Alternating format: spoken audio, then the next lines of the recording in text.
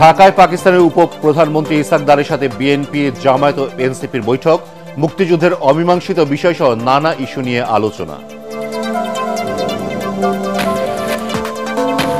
এখন দেশেই হচ্ছে হৃদরোগের বিশ্বমানের চিকিৎসা। মৃত্যু পথযাত্রী রোগীর অপারেশন করে বিরল সফলতা পেলেন জাতীয় হার্ট ইনস্টিটিউটের চিকিৎসকরা।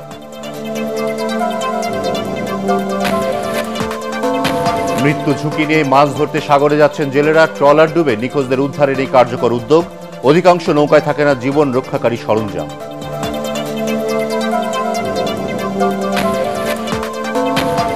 মাদারীপুরে পানের বাম্পার ফলন হয়, কৃষকের মুখে হাসি। উৎপাদন খরচ বেড়ে যাওয়ায় ন্যায্য দাম পাওয়া নিয়ে শঙ্কা।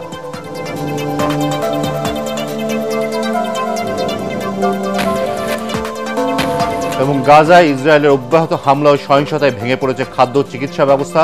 পুরো অঞ্চলে দ্রুতই দুর্ভিক্ষ ছড়িয়ে পড়ার আশঙ্কা জাতিসংঘের।